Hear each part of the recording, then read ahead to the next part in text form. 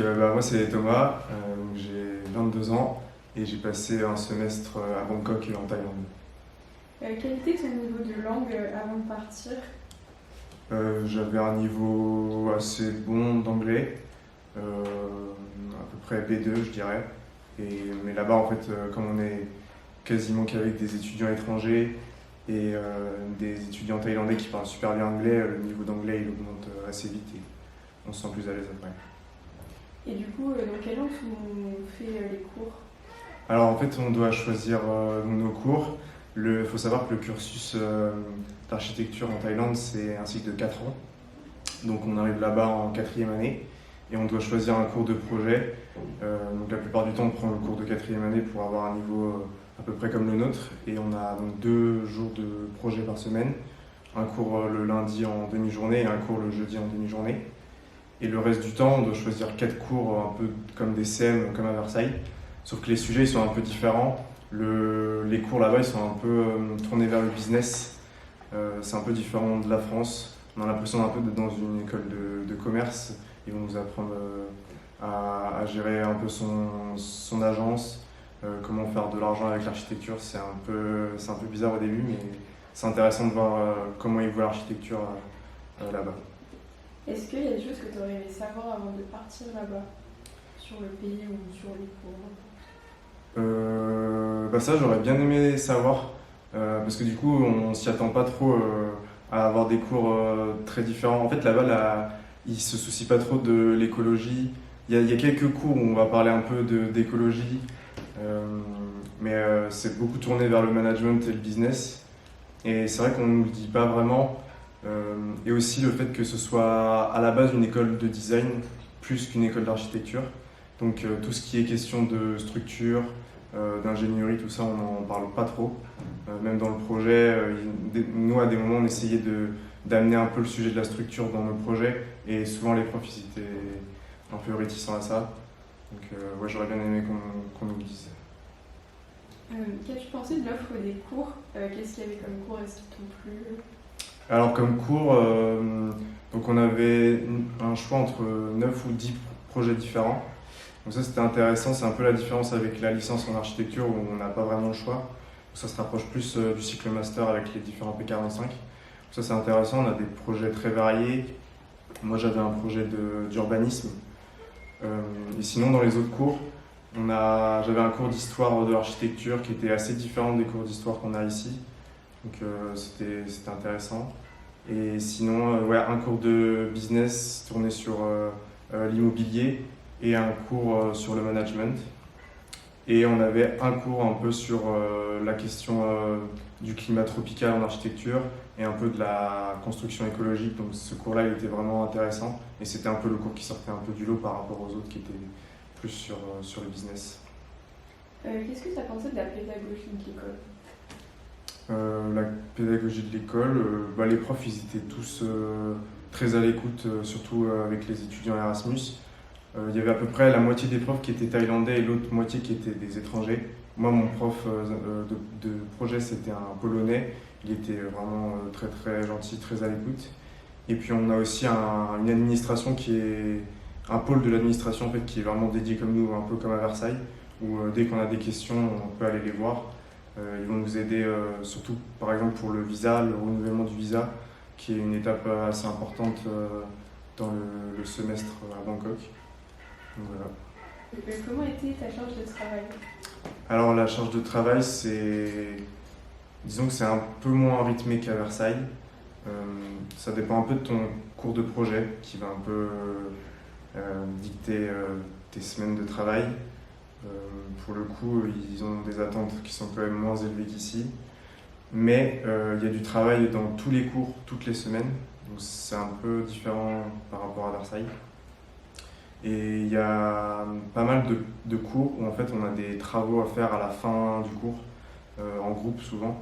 Donc c'est pas mal ça permet de travailler plus en cours et moins chez soi. Mais de manière générale, on travaille quand même moins qu'en France. Est-ce qu'il y a des associations dans l'école? Je sais pas. Je sais pas du tout. Non. Je pense qu'il y en a, mais je n'ai pas trop suivi. En fait, c'est un énorme campus un peu à l'américaine avec toutes les filières différentes. Moi j'étais quasiment tout le temps avec les archis, mais je crois qu'il y a pas mal d'assauts dans les autres secteurs, mais en archi je sais pas trop. Est-ce que les élèves, les professeurs ou l'administration, ils étaient accueillants ou pas? Enfin, est-ce que tu as eu du mal à t'intégrer ou au contraire? Les profs, ils sont assez accueillants, ça va. Ils s'intéressent à nous, ils nous posent des questions, ils nous demandent d'où on vient, qu'est-ce qu'on a fait avant, tout ça. Après, les étudiants, ils sont un peu timides, mais j'ai l'impression que c'est un peu dans leur culture. Mais il ne faut pas hésiter à parler avec eux et ils s'ouvrent assez facilement. Et comme ils sont tous bilingues, parce qu'en fait, ils ont les cours en anglais depuis qu'ils sont petits, c'est super facile de parler avec eux. Mais ouais, je dirais pas qu'ils sont très accueillants, mais ils sont sympas. Est-ce que tu as apprécié la ville? Pourquoi? Est-ce qu'il y a des choses à voir en particulier? La ville de Bangkok, c'est incroyable, c'est exceptionnel. C'est une immense ville qui fourmille, c'est énormément de trafic. On peut s'y perdre rapidement parce que c'est vraiment immense, il y a plein de choses à voir. Mais ce qui m'a un peu étonné, c'est la sécurité.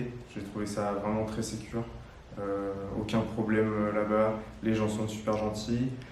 Comme c'est un pays qui est très touristique, la plupart des gens y parlent anglais, donc c'est facile de se faire comprendre. Et sinon, en termes d'activité, il y a vraiment plein de choses à faire. Le coût de la vie là-bas il est super bas, donc on mange pour rien du tout, et puis tout est bon. Et il n'y a vraiment pas trop de défauts, hein. Les temples, l'architecture des temples, c'est magnifique, c'est vraiment à voir. Donc même si on n'y va pas pour un Erasmus, il faut y aller une fois dans sa vie rien que pour voir ça. Et puis même, sans parler de Bangkok, pour voyager à travers le pays, c'est assez simple.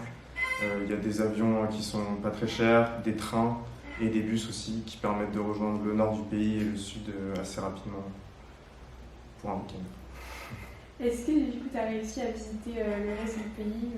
Ouais. En fait, j'avais essayé d'organiser mes cours pour avoir des week-ends les plus longs possibles. Et du coup, ça nous permettait de partir sur 3-4 jours, que ce soit dans le sud où il y a les différentes îles, les plages, ou sinon dans le nord où on est allé voir des réserves d'éléphants, où on s'est baladé, on a fait des randonnées parce qu'il y a pas mal de montagnes. Ouais, j'ai réussi à pas mal voyager. Et puis, comme j'ai fini les cours le 30 novembre et que je repartais que fin décembre, je suis parti au Vietnam pendant 2 semaines.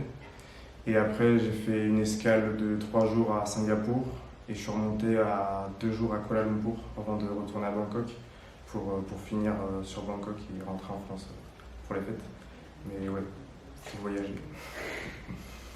Est-ce que tu as eu des difficultés pour te loger? Non, aucune difficulté parce que en fait, j'avais lu les rapports de mobilité des étudiants précédents et la plupart des étudiants ils partent tous dans la même résidence qui s'appelle la Nancy Résidence. Et donc j'avais contacté cette résidence en début d'année 2023 et en fait j'ai eu une place assez facilement. Donc c'est une grande résidence où il y a énormément d'étudiants étrangers de partout dans le monde.